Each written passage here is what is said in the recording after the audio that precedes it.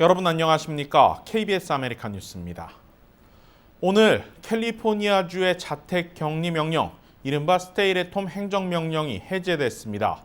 LA 카운티를 비롯한 대부분의 지역 정부가 주 정부 방침을 따르기로 하면서 식당, 야외 영업 등도 제한적으로 허용됩니다. 이우수 기자입니다. 지난달 6일 밤 캘리포니아주 전역에 내려진 자택격리 행정명령. 2달 가까이 이어져온 이 명령이 오늘 해제됐습니다. Our stay-at-home order last month. All regions effective immediately are no longer in the stay-at-home order. 주정부 차원의 행정명령 해제는 중환자실 수용력이 기준치 이상을 충족하고 현 시점으로부터 4주 뒤인 2월쯤엔 상태가 크게 호전될 것으로 보이기 때문입니다. ICU capacity either meets or exceeds 15%. 주정부 차원의 행정명령이 해제되며 경제개방 결정권은 각 카운티 정부로 이관됐습니다. 캘리포니아주에서 가장 많은 확진자가 나온 LA 카운티는 1단계 보라 등급에 속합니다. LA 카운티 정부는 오늘 오후 2시 진행된 브리핑에서 주정부 방침에 따라 경제개방에 동참할 것을 결정했다고 발표했습니다. 그간 금지됐던 식당 야외 영업은 오는 금요일 새로운 가이드라인을 충족시키는 선에서 재개됩니다. 미용과 네일케어 업종은 정원의 25% 수준의 손님을 받는 선에서 오늘부터 영업이 재개됐습니다. LA 카운티와 동일한 보라 등급에 속하고 있는 오렌지 카운티와 기타 지역들 역시 주정부 명령에 신속히 동참할 계획입니다. 하지만 확진자 수치가 급격히 오르거나 중환자실 수용력이 또다시 악화될 경우 주정부 차원의 행정명령이 또다시 발효될 수 있을 것으로 보입니다. KBS 뉴스 이우수입니다. 65세 이상 주민들에 대한 백신 접종이 시작됐지만 접종 희망자가 폭주해 사전 예약이 사실상 불가능한 상황이 계속 이어지고 있습니다. 각 지역마다 예약 방법이 다르고 이마저도 영어가 어려운 한인 연장자들에게는 어려운 일입니다. 이채은 기자입니다. 65세 이상 어르신들이 코로나19 백신 접종을 예약할 수 있는 보건국 웹페이지입니다. 사전 예약 신청을 위해 접종센터 목록들을 둘러봤지만 LA 카운티 내 모든 센터들의 예약이 불가능합니다. LA 카운티 내 거주하는 65세 이상 주민들이 130만여 명에 달하기 때문에 신청이 폭주한 겁니다. 뿐만 아니라 신청 방법과 절차도 까다롭습니다. 해당 페이지에는 한국어가 지원되지 않아 영어가 불편하신 어르신들이 신청하기엔 어렵습니다. 이에 따라 LA 한인상공회의소가 한인 어르신들의 접종 신청을 돕기 위해 예약 방법을 안내하는 한국어 웹페이지를 개설했습니다. 모두 9페이지로 구성된 안내문은 보건국의 코로나19 백신 접종 방법을 소개하고 있습니다. 우선 보건국 홈페이지에 접속한 뒤 안내문에 제시된 순서대로 버튼을 누르면 카운티 내 설치된 백신 접종 센터들의 목록이 뜹니다. 다음 접종을 희망하는 장소와 예약 시간을 선택한 후 제출 서류와 개인정보를 입력하면 예약이 완료됩니다. 또 한인상공회의소 측은 현재 대부분의 백신 센터가 예약이 차 있는 만큼 추가적으로 예약이 가능한 장소도 웹사이트에 게시하겠다고 밝혔습니다. 코로나19 백신 접종은 거주하는 지역에 따라 예약 방법이 조금씩 달라 주의가 필요합니다. 남가주는 LA와 오렌지 카운티, 샌 버나디노와 리버사이드, 그리고 벤츄라 카운티가 자체적으로 백신 접종 예약을 받고 있습니다. LA 카운티 내에서도 페사디나와 롱비치 등 지역 정부가 자체적으로 보건국을 운영하고 있는 지역은 별도의 사이트에서 접종 예약을 해야 합니다. 각 지역별 코로나 백신 예약 사이트는 KBS 아메리카 유튜브 사이트에서 해당 기사를 클릭하면 링크별로 게재되어 있습니다. KBS 뉴스 이채은입니다. 이런 가운데 한인타운 시니어 커뮤니티 센터가 65세 이상 시니어들의 백신 접종 온라인 예약 대행 서비스를 잠정 중단한다고 밝혔습니다. 센터 측은 현재 LA 카운티 웹사이트를 통한 예약이 원활하지 않은 데 따라 당분간 예약 신청 대행이 어렵다고 밝혔습니다. 앞서 시니어 센터는 지난주 금요일부터 인터넷 사용이 어려운 65세 이상 노인들을 대상으로 온라인 예약을 돕는다고 공지한 바 있습니다. 현재 LA 카운티 내 65세 이상 주민들은 130만 명에 달합니다. 접종 대상 확대 이후 온라인 예약 신청자가 한꺼번에 몰리면서 5분 이내로 끝나야 하는 예약이 1시간 이상 걸리는 경우가 자주 발생하고 있습니다. 센터 측은 카운티 보건국 웹사이트에 접속 장애가 해소되는 대로 예약 신청 대행을 재개할 방침입니다. 뉴욕주와 뉴저지주 모두 입원 환자 수가 감소하는 등 코로나19 각종 수치가 둔화되는 조짐을 보이고 있습니다. 제휴사 뉴욕 KBTV가 보도합니다. 뉴욕주 전체 코로나19 입원 환자는 어제 8,612명으로 전날보다 200명 가까이 감소해 지난 20일 이후 거의 600명이 줄어들었습니다. 하루 감염자도 12,720명, 감염률은 5.09%로 역시 감소세를 보이고 있습니다. 이런 가운데 한해 밀접 지역인 퀸스 플러싱을 포함해 뉴욕시 전체 177곳에 우편번호로 나눠진 지역 중 54곳의 코로나19 확진율이 10%가 넘었습니다. 뉴욕시에서 브루클린의 브라이튼 비치와 십사이드 베이, 맨하튼 비치 등을 포함한 11235 지역이 16.47%로 가장 확진율이 높았습니다. 한인들이 많이 거주하는 플러싱 인근 지역의 코로나19 확진율도 10%대를 웃돌고 있는 상황입니다. 베이사이드는 11360과 11361, 11364 지역에서 평균 7%의 코로나19 확진율을 보이고 있습니다.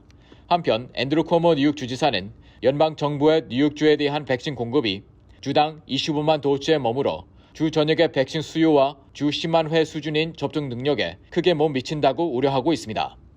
뉴저지주가 발표한 하루 감염자는 4,613명으로 전날 보고된 6,115명보다 대폭 감소했으며 주 전역 입원자는 3,186명으로 작년 11월 이후 가장 낮은 수치를 나타났습니다. 한편 존스 홉킨스 대학 집계 기준 미국의 코로나19 누적 감염자 수는 2,500만 3,695명을 기록했습니다. 누적 사망자 수는 최소 41만 7,538명이었습니다. 따라서 미국에서 감염자가 발생한 지 약 1년 만에 누적 확진자 수는 2,500만 명을 넘은 것입니다. 지난달 24일 2,000만 명을 넘은 지 약 한 달 만에 500만 명이 늘어났습니다. KBTV 뉴스 이창원입니다. LA시 지난해 범죄 집계가 희비를 나타냈습니다. 전체적인 범죄율은 하락한 반면 살인과 총격 사건은 크게 늘어나며 뚜렷한 대조를 보였습니다. 에리카 세티 LA시장과 마이클 무어 LA 경찰국장은 오늘 2020년 LA 범죄율 통계를 발표하면서 지난해 전체 범죄율이 1년 전보다 9% 감소했다고 밝혔습니다. 세부적으로 재산 범죄는 11.1%, 폭력 범죄는 3%, 강도는 17%가 줄었습니다. 그러나 살인과 총기 관련 범죄는 크게 늘어났습니다. 살인은 2019년보다 무려 36.2%가 늘어났고 총격 범죄 피해 사례도 41.4%가 증가했습니다. 지난해 발생한 살인 범죄의 55%는 갱 관련 범죄로 분류됐는데 이 역시 1년 전보다 42%가 늘어났습니다. 지난해 코로나 팬데믹이 전체 범죄율에 영향을 미친 것으로 분석되는 통계도 나왔습니다. 경찰에 의해 단속 정차된 차량은 27%가 줄어든 반면 불법 총기 소지 체포는 35%가 늘어났습니다. 경찰 개혁 촉구 시위가 크게 일어났던 지난해 LA에서 경찰의 총격에 숨진 사람은 7명으로 1년 전 12명에 비해 줄었습니다. 역대로 경찰 총격으로 인한 사망자가 가장 많았던 때는 115명이 숨졌던 1990년입니다. 에리카 세티 시장은 전체 범죄율 감소에도 살인과 같은 강력 범죄가 늘어난 현상은 타 대도시에서도 유사하다고 밝히고 향후 면밀한 분석이 이뤄질 것이라고 밝혔습니다. 도널드 트럼프 전 대통령의 탄핵 소추안이 상원으로 송부됐습니다. 척 슈머 상원 원내대표는 본격적인 심판은 다음 달 8일 시작될 것이라고 밝혔는데 공화당 내 이견과 반발도 거세지고 있습니다. 김경일 기자입니다. 트럼프 전 대통령 탄핵소추안 심판 일정은 하원의 상원 송부 다음 날 상원 의원은 배심원 선서를 합니다. 트럼프 전 대통령 탄핵소추안 심판은 민주공화 협의하에 2주 후 시작됩니다. This trial will be delayed a bit based on an agreement between the Republican and the Democratic leaders in the Senate. It'll start the week of February 8th. 본격적인 심판에 앞서 내일부터 소추위원과 트럼프 전 대통령 법률팀은 2주간 재판에 앞서 준비 절차를 갖습니다. 양측은 먼저 혐의 주장과 변론이 담긴 서면 공방을 벌이게 됩니다. 트럼프 전 대통령은 다음 달 2일까지 탄핵소추안에 대한 입장을 표명할 예정입니다. 지난해 우크라이나 스캔들과 관련한 트럼프 전 대통령 상원 탄핵 심판은 총 21일간 진행됐습니다. 탄핵이 가결되면 별도로 공직 취임 금지 안건을 통해 과반 찬성이면 트럼프 전 대통령은 2024년 대선에 출마할 수 없습니다. 트럼프 전 대통령은 자신에게 등 돌린 이들에게 복수를 계획하고 있는 것으로 알려졌습니다. 탄핵 찬성 입장을 밝힌 주지사와 상하원 등을 낙선시키기 위해 애국당 창당에 관심을 보인다고 워싱턴 포스트는 전했습니다. 트럼프 전 대통령은 등을 돌린 공화당 의원 지역구 예비선거에 출마한 후보를 모집할 계획으로 자금은 트럼프 캠프 계좌에 남은 $7천만 달러가 지원될 수 있다고 전했습니다. 이는 트럼프 대통령이 탄핵 심판을 앞두고 공화당 이탈표를 막기 위한 전략으로 분석됩니다. 여기에 공화당 반발이 커지면서 탄핵 가결을 위한 민주당 전원, 공화당 17명 이탈표는 충족되지 못할 것이란 의견도 늘어나고 있습니다. 공화당 상원은 트럼프가 이미 물러난 상황에서 더 이상의 추진은 무의미하다며 2022년 공화당이 다수당이 되면 민주당 전임 대통령에게도 그렇게 하면 어떻게 생각하냐고 대응하는 등 탄핵이 잘못된 선례로 이어질 수 있다고 거세게 반발했습니다. 하지만 공화당 의원 일부 이탈 가능성은 의회 난입 사건 관련 트럼프 전 대통령에 대한 불리한 진술이 잇따라 아직 배제할 수는 없다는 분석입니다. KBS 뉴스 김경일입니다. 조 바이든 대통령이 취임 이후 30개의 행정명령에 서명하며 전임 트럼프 정책 뒤집기 속도전을 계속하고 있습니다. 오늘도 입국 제한 강화 조치와 성전환자들의 군복무를 다시 허용하는 행정명령에 서명했습니다. 미국이 유럽과 브라질 등에 대한 기존 입국 제한 조치를 유지했습니다. 바이든 대통령은 오늘 이런 내용을 담은 행정조치에 서명하면서 추가로 변이 바이러스가 발견된 남아프리카 공화국까지 입국 제한 대상에 추가시켰습니다.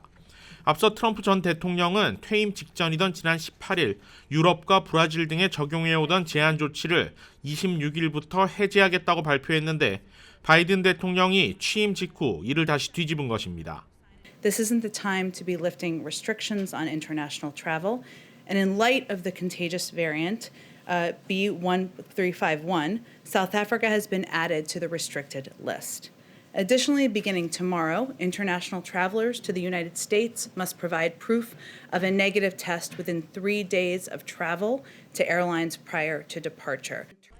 바이든 대통령은 미국 내 입국자들의 자가 격리도 의무화하겠다며 국무부와 국토안보부에 2주 안으로 관련 지침을 만들어 제출할 것도 명령했습니다. 트럼프 정책 뒤집기는 이뿐만이 아닙니다. 앞서 트럼프 대통령이 성전환자, 이른바 트랜스젠더에 대한 미군 복무를 불허하는 행정명령을 오늘 뒤집었습니다. And what I'm doing is enabling all qualified Americans to serve their country in uniform and essentially restoring the situation that existed before with transgender personnel, if qualified in every other way, can serve their government in the United States military. 새 행정명령은 국방부와 국토안보부가 군과 주방위군에 대해 명령 이행을 위한 조처를 하고 성정체성 때문에 퇴출당하거나 재입대를 거부당한 이들의 기록을 재검토해 60일 이내에 보고서를 제출하도록 했습니다. 바이든 대통령의 행정명령은 앞으로도 계속 이어집니다.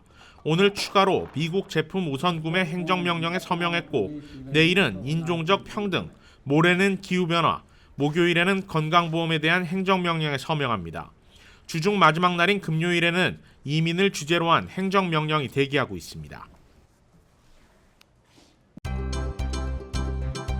오늘의 주요 단신입니다. 라스베이거스에서 그랜드 캐년으로 향하던 관광버스가 그랜드 캐년 국립공원 인근 도로에서 전복돼 1명이 사망하고 44명이 부상당했습니다.